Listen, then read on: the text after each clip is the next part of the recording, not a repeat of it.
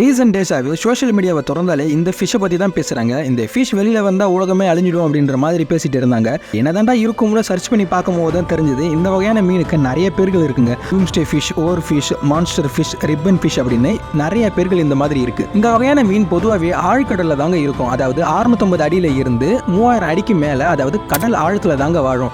சரி, இது வெளியில் வந்தால் உலகம் அழிஞ்சிடும் சொல்கிறாங்களே, அது உண்மையானு கேட்டிங்கன்னா ஜப்பான் மித்தாலஜியில் என்ன சொல்லப்பட்டிருக்குன்னா, கிங் ஆஃப் த ஹேரிங்னு சொல்லப்படுற இந்த ஃபிஷ் எப்பெல்லாம் கடலை விட்டு வெளியில வருதோ அப்பெல்லாம் ஒரு பெரிய டிசாஸ்டர் ஏற்படும் அப்படின்னு சொல்லப்பட்டிருக்கு. இது எதனாலனா பொதுவாகவே ஜப்பான்ல எர்த்குவேக், சுனாமி இந்த மாதிரியான டிசாஸ்டர் வர்றது இயல்பு தான். அப்போ எப்பெல்லாம் எர்த்குவேக் வரப்போகுதோ அதுக்கு முன்னாடியே இந்த வகையான மீன்கள் கடற்கரையிலோ இல்ல கடலை விட்டு வெளியிலயோ தென்பட்டு இருக்கு. இதனால மக்கள் பிஃபோராவே அலர்ட் ஆகி சேஃபா இருந்திருக்காங்க. இது நாளடைவில் இந்த ஃபிஷ் வெளியில வந்தாலே உலகம் அழிஞ்சிடும் அப்படின்னு மூட நம்பிக்கையா மாறி இருக்கு. இதுக்கு ஜப்பானோட ஆராய்ச்சியாளர்கள் 2019 சொல்லியிருக்காங்க, இது ஜஸ்ட் மூட நம்பிக்கை மட்டும் தான். சரி, அது இப்போ ஏன் வெளியில வந்திருக்குன்னு கேட்டீங்கன்னா அதுக்கு பல காரணங்கள் சொல்லலாம். அதுக்கு அடிபட்டு இருக்கலாம், இல்ல டிசீஸா இருக்கலாம், இல்ல கடல்ல ஏற்படுற அலைகளின் காரணமாக கூட இருக்கலாம். ஸோ அதனால இந்த ஃபிஷ்ஷுக்கும் உலகம் அழிய போகிறதுக்கும் எந்த ஒரு சம்மந்தமும் இல்லை. ஸோ இந்த மாதிரி சின்ன சின்ன இன்ஃபர்மேஷன் நீங்கள் தெரிஞ்சுக்கணும் அப்படின்னா ஒரு லைக் போட்டுவிட்டு என் சேனலை ஃபாலோ பண்ணிக்கங்க.